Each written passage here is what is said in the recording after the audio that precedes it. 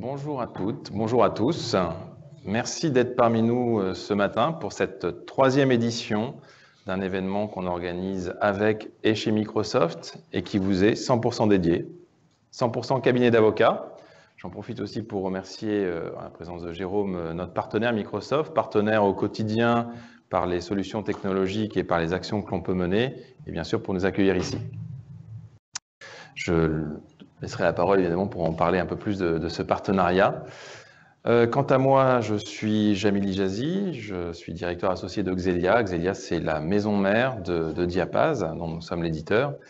Et je suis plus particulièrement en charge de tout ce qui est marketing stratégie. Et à ce titre, aujourd'hui, j'ai le plaisir de vous accueillir, que ce soit les prospects, les partenaires ou les clients, avec mes équipes, que vous reconnaîtrez assez facilement. On est tous habillés de la même façon, en bleu, avec notre petit logo.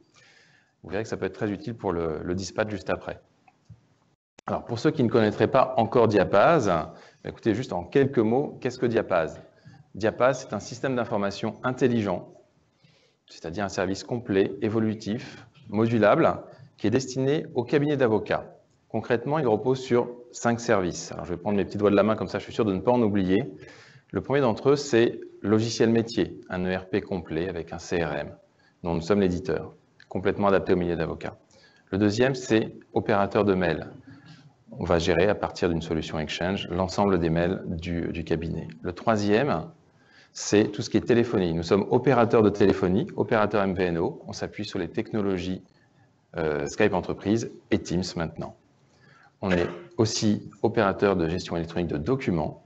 Et enfin, de l'infogérance, la maintenance informatique. Tout ça, on le fait converger au sein de notre cloud en France, donc, dont une partie est aussi sur Microsoft Azure. Tous ces services-là peuvent avoir aussi une première pierre qui est Diapaz 365. Diapaz 365, c'est un service qu'on a mis en place basé sur Microsoft, à savoir Office 365 ou Microsoft 365, et notre expertise métier, afin d'apporter un service complet au cabinet d'avocats. Ça, c'est pour nous une petite introduction, de dire un peu qui nous sommes. Je vais peut-être laisser Jérôme nous dire, lui, un peu plus, le pourquoi de ce partenariat et en quelques mots, le Modern Workplace. Bonjour à tous, merci Jamil, bonjour à toutes. Bienvenue au campus Microsoft, ravi de vous accueillir aujourd'hui. Je vois qu'il y a des courageux malgré la neige. Promis, je crois que l'agenda se finira avant qu'il neige, donc normalement quand vous sortirez, il ne neigera pas dehors, vous inquiétez pas. Je suis ravi de vous accueillir, ravi de faire cette introduction avec Diapaz et c'est une belle concrétisation de notre partenariat. C'est un partenariat qui date maintenant de quelques années et qui concrétise bien la transformation aussi de Microsoft, qui a évolué au moins depuis les 4 dernières années avec l'arrivée de Satya Nadella, où finalement on s'est retourné au plus proche du métier de nos clients. Au plus proche de quels sont les besoins de nos clients et comment on peut les accompagner. Ça veut dire qu'aujourd'hui, voilà, on accueille votre profession, les avocats, et on va essayer tout au long de la matinée de revenir sur qu'est-ce qui vous anime, qu'est-ce qui peut vous accompagner, vous aider au quotidien. Et ça, en fait, on ne pourrait pas le faire juste Microsoft, on serait trop générique. Et on a décidé de se transformer avec nos partenaires. Ça veut dire qu'on a des partenaires aujourd'hui qui ont la capacité, qui connaissent parfaitement votre métier, votre quotidien, et qui ont la capacité d'utiliser des services Microsoft, des services de cloud, des services intelligents. Et nous, on travaille sur ces services-là. On leur donne ces services sur lesquels ils peuvent s'appuyer et développer des solutions complètement tournées vers votre métier. Donc Diapaz 365, c'est une de ces concrétisations pour le métier des avocats, des services de Microsoft dédiés à votre profession. Donc ça, c'est une vraie concrétisation pour moi d'un partenariat, d'une transformation aujourd'hui de Microsoft. Après, bon, ce que je voulais vous dire autour du Modern Workplace, puisque c'est aussi la thématique d'aujourd'hui, le Modern Workplace, effectivement, Microsoft, ça fait de nombreuses années sur lequel on a travaillé. On travaille sur plusieurs axes. Aujourd'hui, le premier axe qui peut vous intéresser, c'est l'axe autour de l'efficacité.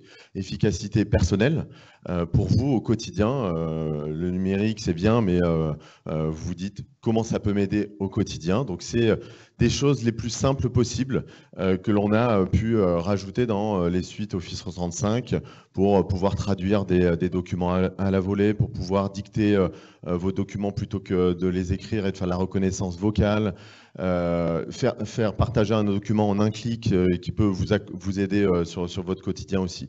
Donc tout ça, c'est vous accompagner dans votre journée et de savoir que quand vous êtes sur votre PC, quand vous êtes sur votre tablette ou en mobilité, vous avez accès à l'ensemble de ces informations pour pouvoir les utiliser avec vos clients derrière. Après, c'est l'axe de la collaboration. L'efficacité personnelle, c'est bien. Collaborer, c'est encore mieux. Collaborer dans un environnement interne, donc au sein d'un cabinet potentiellement, mais dans un environnement aussi externe, il est évident que vous avez besoin à un moment donné de collaborer avec peut-être d'autres cabinets, avec des partenaires ou avec vos clients. Donc cette collaboration, elle est clé et on a travaillé l'axe de la collaboration très fortement pour vous la simplifier aussi, donc pour vous faire gagner du temps dans cette collaboration. Typiquement, vous allez voir dans les démonstrations, avoir un fil de discussion sur lequel vous pouvez avoir l'ensemble des acteurs qui discutent sur un dossier donné, avec les documents, avec les vidéos, les photos et tout ce qui va bien. Donc ça, c'est aussi vous simplifier cette collaboration autour de votre métier. Et puis, le dernier axe, quand on parle de Modern Workplace, on parle forcément de sécurisation. Sécuriser la donnée, puisque dans votre métier, il est évident que la confidentialité est clé. Donc, on a investi, on investit et on continuera à investir sur un pilier qui est fort, qui est la sécurité. C'est plus d'1 milliard tous les ans que l'on met dans la partie sécurité pour être à la pointe, pour anticiper et pour vous fournir des solutions les plus sécurisées possibles. Pour preuve, on a investi en France des data centers directement sur le secteur et sur le marché français. Et on les a certifiés également sur toute la partie données de santé. Donc ça, c'est des agréments sur lesquels on pousse, on travaille et on s'assure que les services que l'on délivre pour vous directement ou via nos solutions partenaires sont le plus sécurisés possible et vous fournissent le meilleur service possible. Donc voilà un petit peu rapidement les grands axes d'investissement sur la partie Modern Workplace. Aujourd'hui, moi je suis ravi de l'agenda parce que vous allez voir, hein, c'est un agenda qui est concret, qui va être tourné autour des retours d'expérience. Donc profitez-en, échangez autour de votre métier et de ces solutions-là. Et puis il y aura de la démonstration. Donc je crois que tu voulais parler d'agenda justement, Jamil. Quelle transition encore. Merveilleux duo. On va faire du double plutôt que du simple au tennis. Hein. Peut-être. Grand champion de tennis, hein, il ne le dira pas, mais c'est un grand champion de tennis. Donc pour ceux qui veulent l'affronter, champion, t'exagères un peu là, je crois. J'ai ton classement, je ne le communiquerai pas. Remarquez, Cyril qui intervient après aussi est également champion de tennis. Mais je connais aussi ton classement, c'est un autre niveau. En revanche, pour justement la transition sur l'agenda, Cyril a un des meilleurs niveaux qui soit, donc je me permets de le dire, il ne le dira pas lui, sur tout ce qui est analyse de marché et nous donnera une analyse justement sur le business model des cabinets d'avocats, de retranscrire un petit peu différentes analyses qu'il y a pu y avoir et aussi une vision de ce qu'on peut s'attendre à avoir sur ce marché et in fine, effectivement, pourquoi et comment évoluer. Et après, de façon effectivement très participative, de façon concrète, on va être autour d'une table ronde avec différents acteurs qui ont vécu ou qui vivent ce modern workplace au quotidien et qui vont vous donner un petit peu les trucs et astuces, les pièges à éviter et comment concrètement on peut mettre en place ces solutions-là, quelle que soit la taille de son cabinet. On aura une pause ensuite, que je ne dise pas de bêtises, à 10h45, 11h pour la cigarette, on va la faire très vite à côté et petite pause café. Et on enchaînera avec 3 ateliers, vraiment aussi là en mode collaboratif, où vous aurez d'un côté les agendas des procédures, donc où on verra un petit peu les tenants aboutissants de tout ce qui peut se faire en termes d'outils sur cet enjeu-là, qui est très particulier.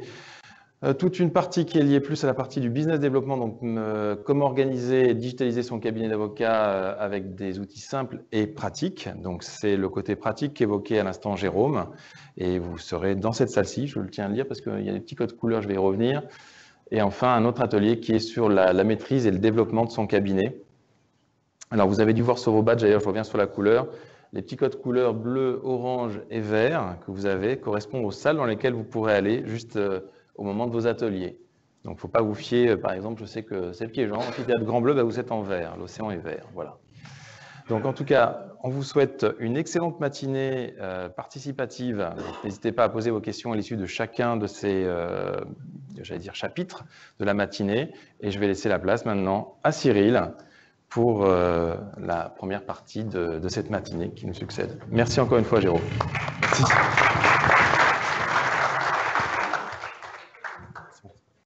Vous m'entendez? Oui.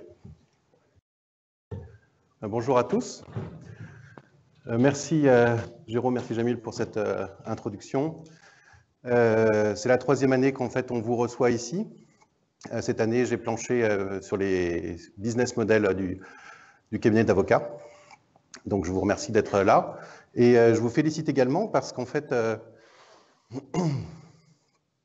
vous êtes de bons investisseurs a priori.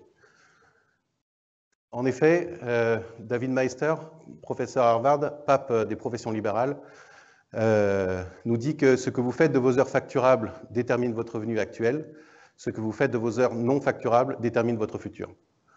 Donc j'espère que ce matin, ce sera un bon investissement. Alors j'ai trouvé intéressant de commencer en fait à faire un comparatif entre le business model de la société d'avocats, du cabinet d'avocats avec l'entreprise commerciale. Alors, on voit qu'au niveau des organes de gestion, on a au niveau de l'entreprise commerciale une efficacité verticale, au niveau du cabinet d'avocats, une dispersion horizontale, avec une collégialité dans la prise de décision, avec en fait des associés qui sont à la fois dirigeants mais aussi producteurs, alors que dans l'entreprise commerciale, on va avoir des managers qui vont être dédiés à ça. La deuxième particularité, c'est la notion de productivité et d'économie d'échelle. En fait, dans une société commerciale, vous pouvez avoir des notions d'investissement avec des économies d'échelle derrière. Par exemple, quand Elon Musk construit sa Gigafactory pour produire des batteries pour les Tesla, il y a un gros investissement au départ, mais ensuite, chaque batterie qui sort, avec le volume, le coût moyen va descendre. Et donc, il y a cette logique d'économie d'échelle, alors que dans le cadre du cabinet d'avocats, plus on va produire d'heures, plus finalement, il faudra des avocats pour les produire, et le coût moyen, lui, ne va pas diminuer. Enfin, en termes de politique commerciale, on aurait tendance à considérer qu'il y a une grande liberté dans l'entreprise commerciale, alors que le cabinet d'avocats est contraint par sa déontologie. Alors si on revient là-dessus, je pense qu'on peut observer plutôt une convergence des deux modèles en fait avec le temps, puisque l'efficacité verticale, finalement la verticalité, quand on met son gilet jaune, on voit ce que ça donne, c'est pas complètement évident. Et avec tout ce qui est les nouvelles technologies de collaboration, je pense que dans les entreprises commerciales, on a tendance à avoir une horizontalité qui s'installe. Donc là, on a, je trouve, une convergence qui se fait. Au niveau de la productivité des investissements, on voit avec la libéralisation des services juridiques, les capacités d'investissement supplémentaires qui viennent. Donc là aussi, il y a une convergence. Et enfin, au niveau de la politique commerciale, finalement, avec le RGPD, la liberté, elle commence à se rapprocher de la déontologie.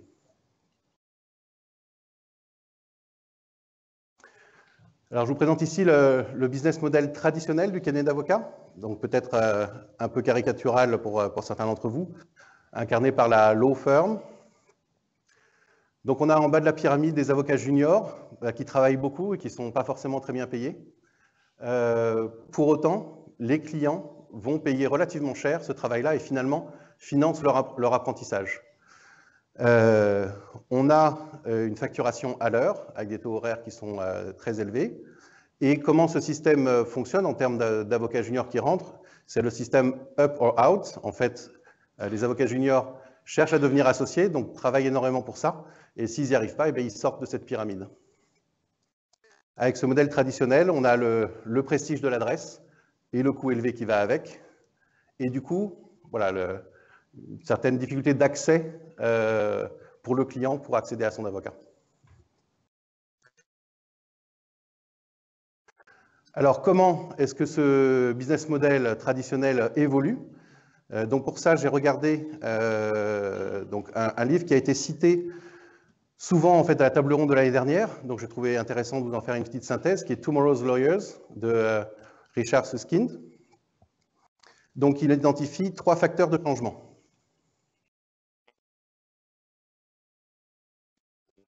Le premier, c'est suite à la crise économique de 2007, en fait, c'est les clients entreprises qui ont dû faire des économies et ont imposé, en fait, le more for less, c'est-à-dire plus de travail pour une rémunération plus faible. Donc il y a un dialogue qui s'est instauré avec un bras de fer qui a du coup forcé les avocats à se remettre en question de ce côté-là. Autre facteur de changement, j'en parlais tout à l'heure, c'est la libéralisation des services juridiques qui permet justement de changer le paysage concurrentiel, de faire entrer aussi un peu plus de capitaux. Et enfin, et c'est sans doute une grande partie de la raison de votre présence ici, c'est l'impact des technologies de l'information. Alors pour revenir sur ce challenge more for less, il y a eu plusieurs façons de l'appréhender. J'ai un premier réflexe qui est la réduction des coûts. Mais c'est ce que nous dit Caroline Neveu de Jury Management. En fait, le travail sur la productivité est beaucoup plus contributif à la création de valeur que la simple maîtrise des coûts. Et ça, c'est lié vraiment au business model, qui est que l'essentiel des coûts, c'est en fait le temps passé. Et donc, il faut, avant de faire la baisse des coûts, il faut plutôt s'interroger sur sa façon de travailler et sur sa productivité.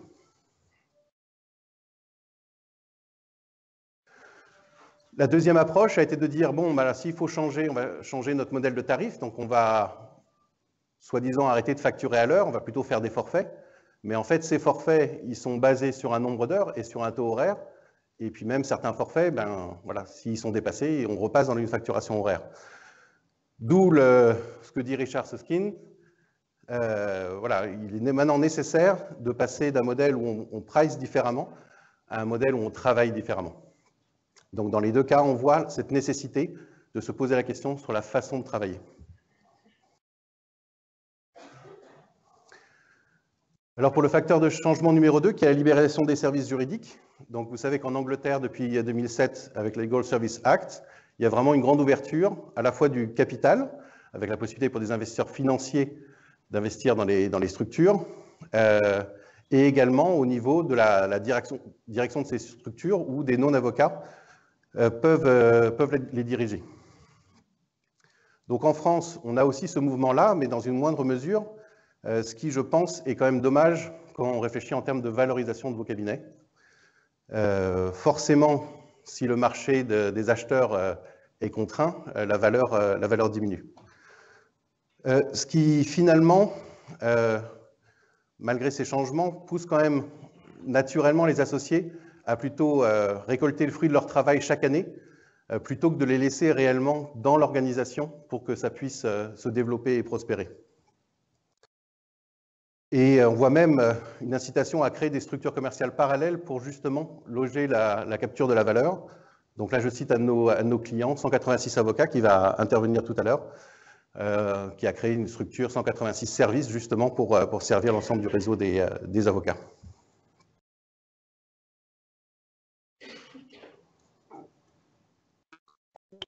Alors, troisième facteur de changement, la technologie, avec toujours le discours un petit peu ambigu qu'on peut avoir en se disant mais est-ce que c'est vraiment un progrès, est-ce que ça apporte réellement autant de changements, c'est un peu à la mode, on entend beaucoup parler.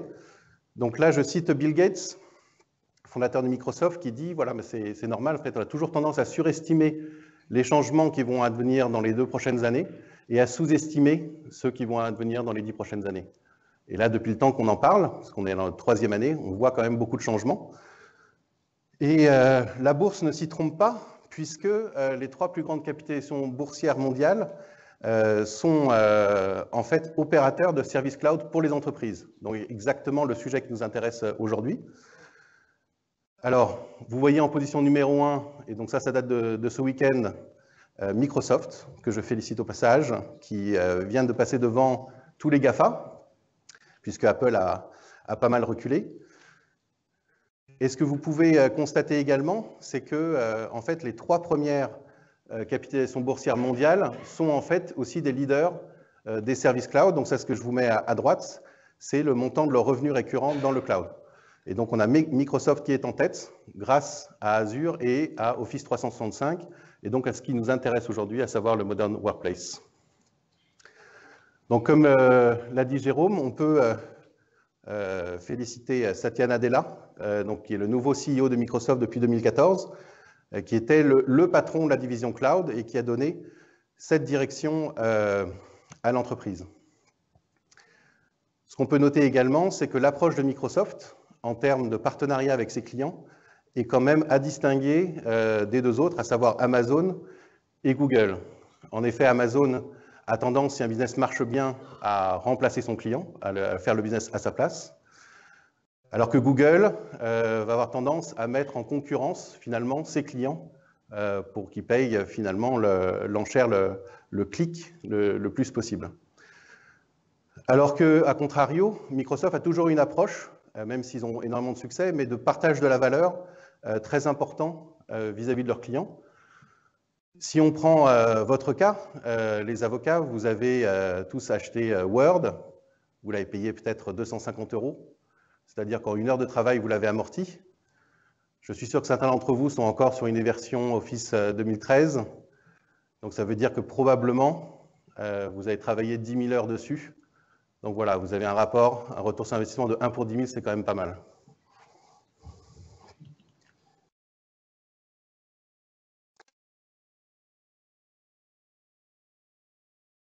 Donc pour citer Satya Nadella, pour lui, il ne fait pas de doute, les données et les technologies numériques sont le nouveau facteur de production dans la 4e révolution industrielle, comme l'électricité a pu l'être dans la 3e révolution industrielle. Donc face à tous ces changements, quelle stratégie adopter? À nouveau, Richard Susskind, dans son livre Tomorrow's Lawyers, parle de 2 stratégies gagnantes. Une qui est plutôt, selon lui, de court-moyen terme, qui est la stratégie de l'efficience, qui consiste globalement, et on va revenir dessus, à travailler sur l'automatisation et à déléguer à des non-avocats le travail juridique routinier. Et l'autre stratégie, un peu plus moyen-long terme, qui est la stratégie de la collaboration. Alors, pas collaboration au sens où on collabore au sein d'un cabinet, mais collaboration au sens où on fait collaborer les clients entre eux. Parce que finalement, si on veut réduire le coût et garder quand même une bonne qualité de travail, on a intérêt à regrouper un certain nombre de clients et faire le même travail pour ces clients-là. Donc, il le voit d'une perspective un peu plus lointaine, parce qu'il pense peut-être un petit peu utopiste dans un premier temps. Mais je pense pas tant que ça, parce que cette approche justement de pouvoir investir, alors on n'a pas forcément la possibilité de faire travailler pour tous les clients en parallèle, mais on peut voir ça justement d'une vision en série. À partir du moment où on est capable d'investir, de construire une offre juridique pertinente pour un certain nombre de clients, on peut commencer à la proposer à un premier client. Forcément, on va perdre de l'argent pour la première fois, mais c'est un investissement. Et ensuite, mettre en place une stratégie qui se combine bien avec la première, d'automatisation, de process, qui va permettre de réduire les coûts et d'avoir une offre juridique de qualité pour un ensemble de clients. Et finalement, avoir cet effet volume, ces aspects économie d'échelle dont on parlait auparavant.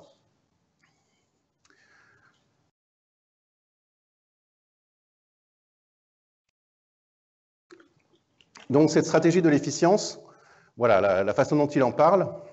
Pourquoi elle est nécessaire? Parce que la plupart des clients en ont assez de payer des taux horaires élevés pour des avocats juniors pour qu'ils fassent des tâches finalement routinières qui auraient pu être déléguées à d'autres personnes.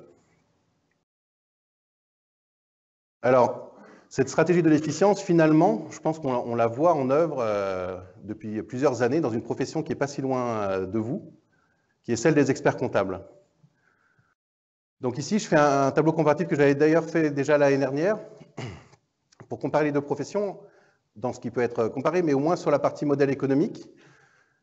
On voit que le nombre d'avocats est beaucoup plus élevé, 68 000 par rapport à 21 000 experts comptables, que les avocats font appel à beaucoup moins de salariés, 45 000 par rapport à 130 000. Donc au total, on a 113 000 personnes côté avocats, 151 000 côté experts comptables, pour un nombre de structures à peu près équivalent.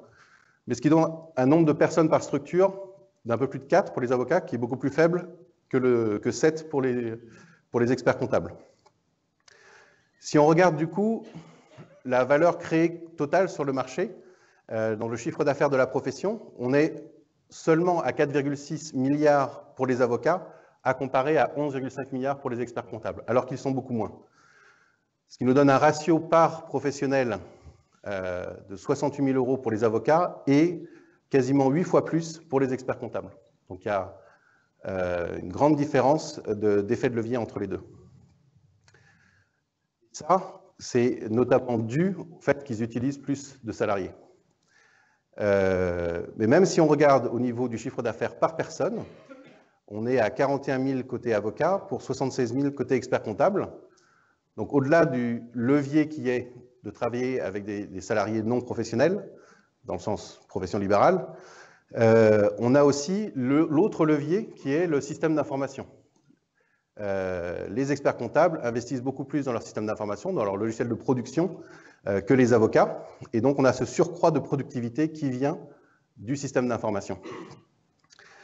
Alors, en un sens, on pourrait dire que les experts comptables ont eu la chance, finalement, d'avoir un métier plus simple, plus facilement informatisable. On produit probablement plus facilement un bilan avec l'informatique qu'un pacte d'actionnaires. Mais avec ces évolutions de technologie, maintenant, l'opportunité est donnée à la profession des avocats de rentrer dans ce même modèle. Puisque cette stratégie de l'efficience dont parle Richard Susskind consiste réellement à utiliser plus de salariés, à employer plus de salariés et à investir plus dans les technologies pour avoir plus d'automatisation. Donc on en a l'illustration et je pense qu'avec un décalage de quelques années, la profession d'avocat peut s'engouffrer dans cette brèche et profiter de cette période. Et donc, alors, ce qu'on peut noter également, c'est en termes de valorisation des cabinets. Non seulement un cabinet expert comptable produit plus de chiffre d'affaires, mais en plus, en pourcentage du chiffre d'affaires, le cabinet est valorisé plus. Puisque, donc là, c'est les chiffres interfimaux que j'ai regardés. En moyenne, un cabinet d'avocats se revend à 54% du chiffre d'affaires, alors que le cabinet expert comptable se revend à 87%. Ce qui explique la différence entre les deux, c'est notamment la récurrence des revenus, puisque l'expert comptable va avoir la possibilité de tenir les comptes chaque année, et même s'il est en mode finalement commissaire aux comptes, c'est des mandats qui sont sur plusieurs années. Alors, ça peut être intéressant, dans le cadre de ces évolutions, de ces nouveaux business models qui sont en train de se mettre en place, de voir un petit peu l'impact sur la création de valeur, justement sur la valeur des cabinets. Donc ici, je cite quelques éléments importants sur l'augmentation de la valeur d'un cabinet d'avocats.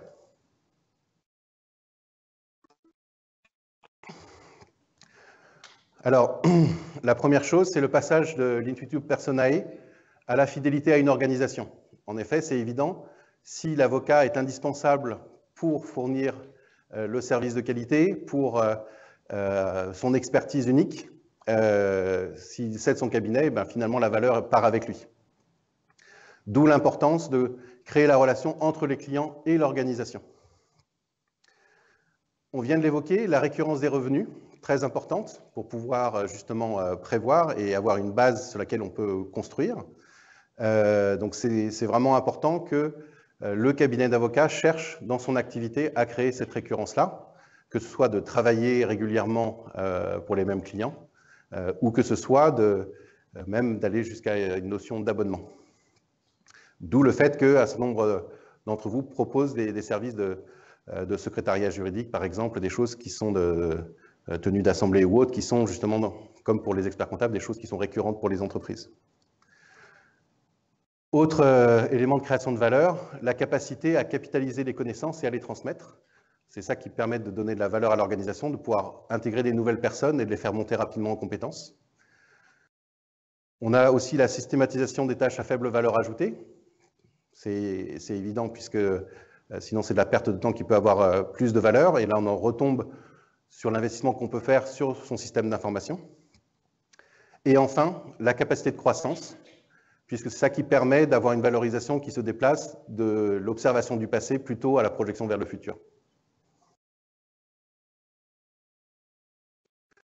Donc je présente ici ce que pourrait être le nouveau business model du cabinet d'avocats. Alors vous reconnaissez la pyramide, mais maintenant en bas de la pyramide, vous n'avez plus les avocats juniors, vous avez une plateforme de service qui va permettre d'avoir des extranets, donc pour pouvoir créer la relation digitale avec ses clients. Une notion de workflow pour pouvoir faire l'automatisation dont Richard Susskind parle, la gestion automatique des documents, la création automatique des documents, et l'automatisation de toutes les tâches de gestion, de façon à avoir voilà, le moins de temps perdu possible dessus. Au-dessus de cet étage plateforme, vous avez des salariés non avocats et au-dessus encore, les avocats, qui du coup sont responsabilités, les avocats même juniors, qui peuvent être responsabilisés en termes de gestion des clients et gestion des process. Donc en fait, on peut imaginer que le nouveau travail de l'avocat va être de mettre en place un process juridique donné pour un ensemble de clients donnés, pour lesquels il sera en mode de pilote, finalement, de pilote à la fois d'un système qu'il aura paramétré et de pilote d'un certain nombre de salariés qui vont réaliser les tâches non directement automatisables. Au fur et à mesure que les technologies se développent, cette plateforme de service va pouvoir faire des choses de plus en plus intelligentes.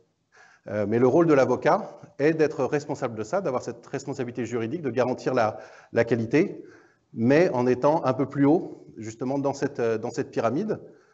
Et du coup, il y a un effet de levier pour le cabinet qui se passe sur la base de la technologie et des salariés. Le mode de facturation quitte le taux horaire, mais justement, comme on est arrivé dans cette productivité-là et qu'on est dans ce pilotage, on arrive à pouvoir faire des abonnements récurrents qui sont rentables et des forfaits ponctuels qu'on peut parfaitement piloter.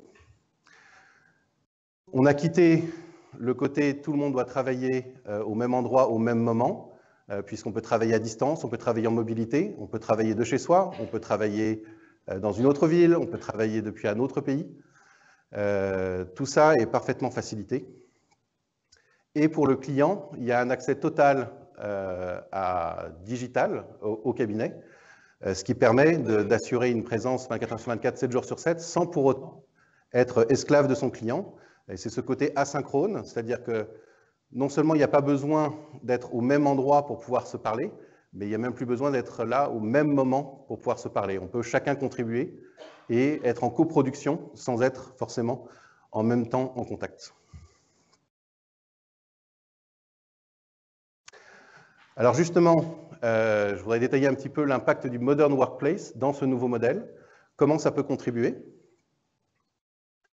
Alors Jérôme en a parfaitement parlé dans son introduction, donc je reprends ces points-là. C'est la collaboration, la coproduction en fait sur des documents, le travail et les réunions à distance,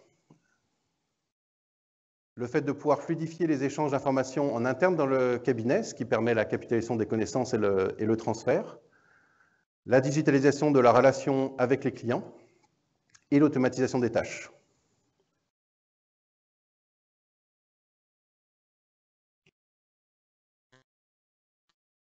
Donc sur la partie collaboration et coproduction, je vous avais parlé, vous avez pris l'exemple de Word.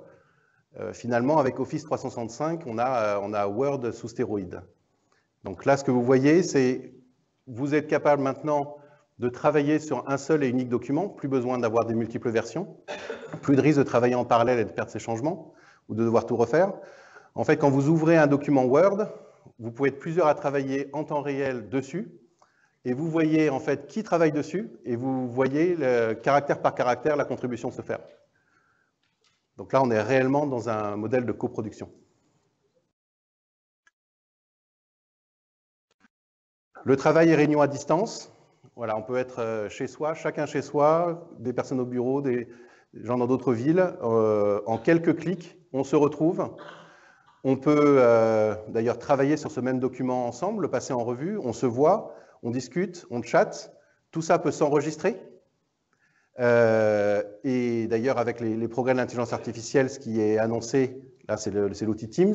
C'est même cette capacité, alors on a parlé de traduction simultanée, mais aussi cette capacité de transformer finalement toute la voix en texte et voire de résumer, d'avoir des comptes rendus qui se fassent automatiquement. Donc là, l'important, c'est de voir que quand on prend ce chemin-là, cet investissement-là, on a des choses qui se mettent à jour avec version par version et le progrès ne s'arrête pas. Et donc, ça va, il y a déjà tout ce qui est possible de faire aujourd'hui et il y en aura encore beaucoup plus demain. Donc, concernant la circulation fluide de l'information, Dominique Janssen nous dit qu'un cabinet d'avocats ne peut envisager un développement efficace si l'information ne circule pas librement dans le cabinet. Là, avec le Modern Workplace, il n'a jamais été aussi simple d'avoir de l'information qui circule facilement entre les différents collaborateurs, avec les associés. On peut très facilement, en quelques clics, créer des équipes sur des thèmes, ou des équipes sur des dossiers, ou sur des clients, On va pouvoir contribuer, interpeller, poser des questions, faire valider un certain nombre d'approches, partager des documents, pouvoir, comme on l'a vu, collaborer dessus, coproduire. Et tout ça, non seulement depuis son ordinateur, mais ça suit les gens sur leur mobile, ce qui veut dire qu'il n'y a plus de temps perdu en déplacement, en attente d'une audience. Voilà, on peut prendre connaissance, contribuer et créer une intelligence collective pour l'ensemble du cabinet. Donc, toutes ces choses-là n'ont jamais été aussi simples d'accès que maintenant.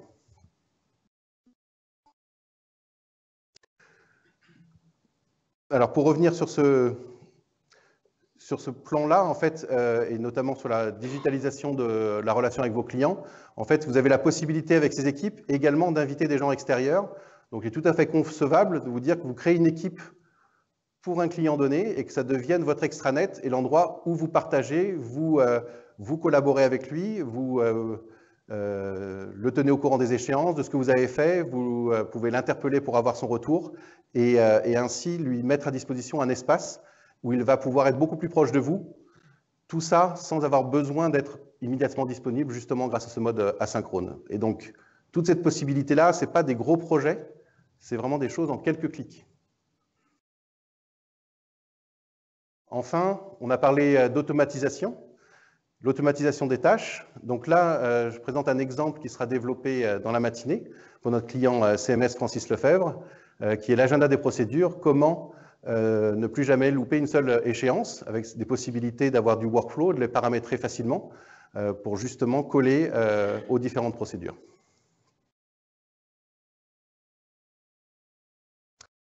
Donc, avant de conclure, je voudrais remercier les auteurs de votre profession qui m'ont inspiré. J'ai beaucoup parlé de Tomorrow's Lawyer, aussi du livre de Dominique Janssen, que je recommande vraiment à tout le monde, et aussi les jury books de Caroline Neveu.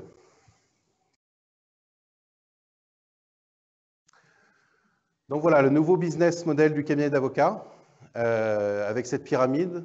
Donc notre proposition, c'est de vous accompagner là-dessus, avec Diapaz plus Office 365.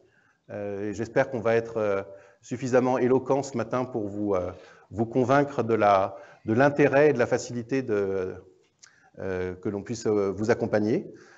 Et donc, juste après mon intervention, il va y avoir cette table ronde sur le Modern Workplace pour avoir des témoignages justement de personnes qui le pratiquent au quotidien. Et ensuite, ces différents ateliers, donc l'agenda des procédures pour l'automatisation, qu'on a vu l'importance dans ce nouveau business model. Maîtriser et piloter le développement du cabinet, ça permet d'avoir l'impact sur la croissance et donc sur la valeur du cabinet. Et enfin, comment digitaliser son cabinet avec des outils simples et pratiques. Donc là, j'ai mis quelques exemples. Cet atelier-là permettra de rentrer plus en détail. Je vous remercie.